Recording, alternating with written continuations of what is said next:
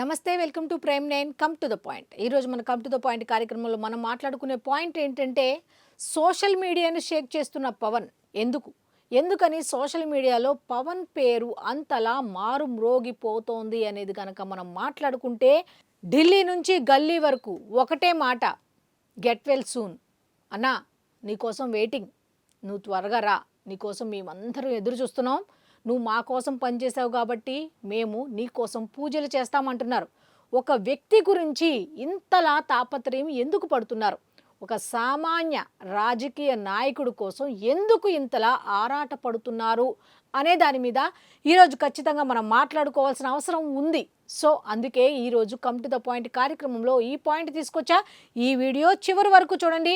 మీ అభిప్రాయాన్ని తప్పకుండా కామెంట్ రూపంలో తెలియచేయండి. ఎందుకంటే చాలామంది చెప్తున్నారు ప్రతి వీడియోలో కూడా, అసలు ఇంతెందుకమ్మా చెప్తావు, ఇంతెందుకమ్మా అంటే, అరే పని చేస్తున్న వ్యక్తి గురించి 10 మాటలు చెప్పుకోవటంలో తప్పు లేదు కదా. పని చేయని వాళ్ళు పబ్లిసిటీ ఎంత చేసుకుంటున్నారు, మరి పని చేసే వాళ్ళకి పబ్లిసిటీ ఇవ్వటంలో తప్పేమన్నా ఉందా? ఒక పని చేస్తున్నాడని 10 మందికి చెప్తే ఇంకో 10 మంది వచ్చి పని చేస్తారు. ఆ ఉద్దేశంతో పని చేసే వ్యక్తి గురించి 10 సార్లు చెప్పుకుంటున్నాం. ఎందుకింత అంటే, నీకు ఇష్టమైతే విను, లేకపోతే పక్కకి వెళ్ళిపో, అంతేకాని ఎందుకింత అంటే ఒక పని చేసే వ్యక్తి గురించి చెప్పుకోవాల్సిన అవసరం ఉంది కాబట్టే చెప్పుకుంటున్నాం. ఇక పాయింట్లోకి వెళ్ళిపోదాం. వెళ్లే ముందు మీరు ఖచ్చితంగా ఏం చేయాలి అంటే, చివరి వరకు వినండి. సగంలో వినేసి మీరు స్కిప్ చేయకుండా పూర్తిగా వినండి. ఎందుకు అంటే, నేను చెప్పే పాయింట్ రైట్ ఆర్ రాంగ్ అనేది, ఒకవేళ నేను తప్పు చెప్తే, నువ్వు ఈ పాయింట్లో తప్పు చెప్తున్నావమ్మా, కరెక్ట్ చేసుకో అంటే, నేను తిరిగి దాన్ని కరెక్ట్ చేసుకుంటా, తప్పకుండా కరెక్ట్ చేసుకుంటా. సో ఈ వీడియోపై కూడా చాలా బ్యాడ్గా ఇస్తారు కామెంట్లు. అంత అవసరమా అని, మాకైతే అవసరమే. ఎందుకంటే పనిచేస్తున్న వ్యక్తి గురించి చెప్పుకోవాల్సిన అవసరం ఉంది కాబట్టి, అవసరం కాబట్టి ఈ పాయింట్ చెప్తున్నా. ఇక పాయింట్లోకి వెళ్ళిపోదాం. పవన్ కళ్యాణ్ గారికి హెల్త్ ప్రాబ్లం వల్ల ఒక చిన్న సర్జరీ అయితే జరిగింది. ఆ సర్జరీకి సంబంధించి ఎప్పుడైతే ఆయన హాస్పిటల్కి వెళ్ళి అక్కడ సర్జరీ చేయించుకొని బయటకు వచ్చారో, ఈ విషయం బయటకు వచ్చిందో, అప్పటి నుంచి ఒకటే మాట, get well soon, get well soon అని. ప్రధానమంత్రి నరేంద్ర మోదీ గారు కూడా స్వయంగా కాల్ చేసి, మీరు చాలా ధైర్యవంతులు, మీరు ఖచ్చితంగా త్వరగా కోలుకుంటారు, మీరు ఖచ్చితంగా ఆరోగ్యంగా వస్తారు అంటూ ఆయన స్వయంగా ఈ మాటలు చెప్పారు. అంటే ఒకసారి ఆలోచించుకోండి, ఎవరికైనా ఇంత చిన్న సర్జరీకి ఎవరైనా ప్రధానమంత్రి నరేంద్ర మోదీ గారు స్పందిస్తారా? ఎంత కూటమిలో ఉన్నప్పటికీ కూడా చిన్న చిన్న సర్జరీలకు కూడా స్పందిస్తారా? ఒక్కసారి ఆలోచించండి. ఇది చిన్న సర్జరీయా, పెద్ద సర్జరీయా అని పక్కన పెడితే, ఆయన ఆసుపత్రిలో జాయిన్ అయ్యారు అనే విషయం అయితే అందరికీ తెలిసింది. సమస్య చిన్నదా పెద్దదా పక్కన పెట్టండి, ఆయనకి ఏదో సుస్థి చేసింది.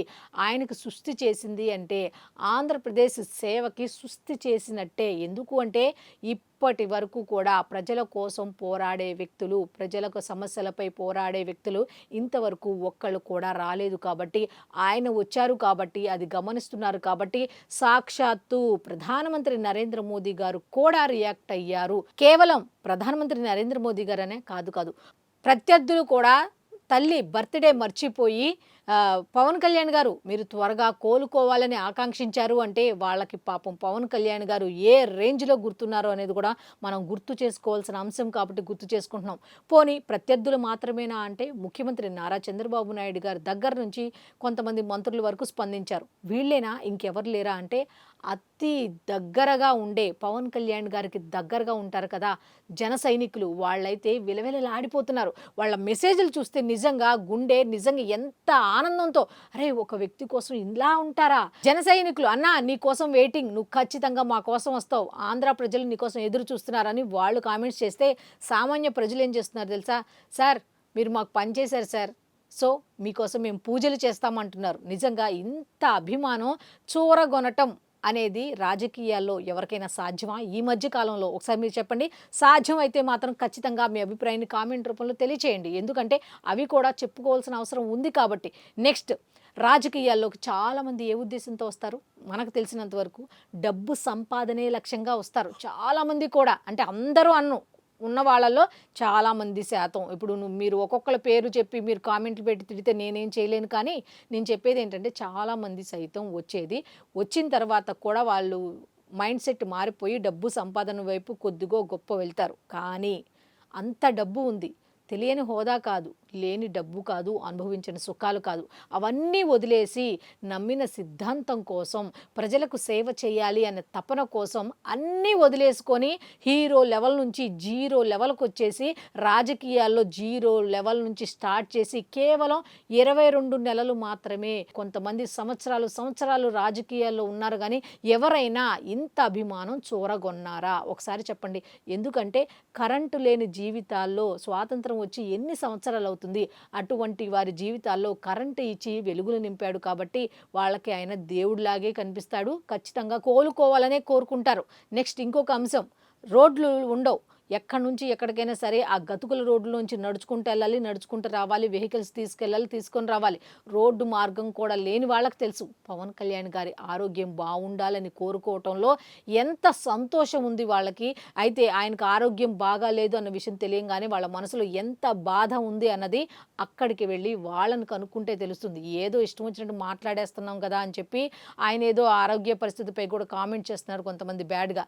కానీ మీ విజ్ఞతకే వదిలేస్తున్నాం. మీకు వాస్తవం ఏంటో తెలుసు. కొన్ని ఒప్పుకొని తీరండి. ఎందుకంటే వాస్తవాలు ఏంటి అనేది మీ అందరికీ తెలుసు కాబట్టి. అయితే ఆయన రాజకీయాల్లో జీరో లెవెల్ అని ఎందుకు అన్నామంటే అన్ని విషయాల మీద అవగాహన ఉన్నప్పటికీ నాకేమీ తెలియదు, నేర్చుకుని పైకొస్తున్నా అని చెప్పి ఒప్పుకున్న ఒకే ఒక నాయకుడు ఎవరంటే పవన్ కళ్యాణ్ గారు. ఎందుకు అంటే ప్రజల సమస్యలను ఆయన దగ్గర నుండి చూశారు కాబట్టి సమస్యల పరిష్కారానికి ఒక మంచి మార్గాన్ని ఎన్నుకోవాలి అంటూ కూడా ఆయన ఒక్కొక్క స్టెప్ తీసుకుంటూ అలా ముందుకు వెళ్తూ పంచాయతీరాజ్ శాఖను దేశవ్యాప్తంగా ప్రథమ స్థానంలో నిలిపారు. అంటే ఖచ్చితంగా దేశవ్యాప్తము అంటే ఉన్న రాష్ట్రాల్లో కల్లా హైయెస్ట్ స్థానంలో ఉంది అంటే ఖచ్చితంగా అన్ని రాష్ట్రాల మంత్రులకి, ముఖ్యమంత్రులకి అందరికీ కూడా పవన్ అంటే ఏంటో తెలుసు కాబట్టే ప్రతి ఒక్కరు కూడా get well soon, Pawan Kalyan garu మీరు తొందరగా రండి, మీకోసం ఎదురు చూస్తున్నాం అని చెప్పి ఆశాభావం వ్యక్తం చేస్తున్నారు. ఒక్కళ్ళు కాదు, ఆఖరికి నిన్న చిరంజీవి గారు కూడా తన పవన్ కళ్యాణ్ గారి ఆరోగ్య పరిస్థితి గురించి కూడా వివరించి తను సేవ చేయడానికి, ప్రజల్లోకి రావటానికి, నెక్స్ట్ తన విధులకు అటెండ్ అవ్వటానికి వారం నుంచి 10 రోజులు పడుతుందని డాక్టర్స్ చెప్పారు. మీరెవరు కూడా ఆందోళన చెందాల్సిన అవసరం లేదు అంటూ కూడా ఆయన ఒక గుడ్ న్యూస్ అయితే చెప్పారు. అయితే అన్నా లెజ్నోవా ఆయన సతీమణి కూడా అప్డేట్ ఇస్తూ వస్తున్నారు కాబట్టి మనం కూడా ఆయన తొందరగా అంటే రెస్ట్ తీసుకోవాలి కాదని చెప్పట్లా, కానీ ఆయన ఎంత తొందరగా మనకు ఆరోగ్యంగా కనపడితే అంత సంతోషం కాబట్టి ఆయన తొందరగా కనపడాలని చెప్పి మనం కూడా ఖచ్చితంగా కోరుకుందాం. ఆ భగవంతుడు ఆశీస్సులు ఖచ్చితంగా పవన్ కళ్యాణ్ గారికి ఉండాలి అని ఆశించడంలో తప్పులేదు కదా. ఎందుకంటే పని చేస్తున్నాడు కాబట్టే ఇక్కడ అనొచ్చు, మీరు మీడియా వాళ్ళే ఒక వ్యక్తి వైపు ఎలా మాట్లాడతారో అని. ఇక్కడ పనిచేస్తున్న ఒక వ్యక్తి గురించి మాట్లాడుతున్నాం తప్ప ఏ రాజకీయ నాయకులు లేకపోతే ఇంకొకళ్ళు వాళ్ళని పర్టికులర్గా బేస్ చేసుకొని మాట్లాడట్లా. అయితే ఈ కమ్ టు ద పాయింట్ కార్యక్రమంలో పవన్ కళ్యాణ్ గారి గురించి చెప్పడానికి గల మెయిన్ కారణం ఏంటి అంటే పని చేస్తున్నారు కాబట్టి అనేది మాత్రం ఖచ్చితంగా అండర్లైన్ చేసుకోండి. నిజంగా ఆయన తప్పు చేసినా కూడా ఇదే కమ్ టు ద పాయింట్ కార్యక్రమంలో ఖచ్చితంగా క్వశ్చన్ చేసే తీరదాం. ఎందుకంటే ఆయనే చెప్పారు కాబట్టి క్వశ్చన్ చేయండి, కాలర్ పట్టుకొని అడగండి అని ఆయన చెప్పారు కాబట్టి. సో మంచి చేసినా మనం చెప్పుకుందాం, చెడు చేసినా ప్రశ్నిద్దాం. అయితే ప్రస్తుతానికైతే ఆయన ఆరోగ్యం బాగుండాలని ఆ భగవంతుడిని అయితే ప్రార్థిద్దాం. సో ఇది ఈనాటి కమ్ టు ద పాయింట్ కార్యక్రమం. మళ్ళీ రేపటి కమ్ టు ద పాయింట్ కార్యక్రమంలో కలుసుకుందాం. అంతవరకు సెలవు, నమస్కారం.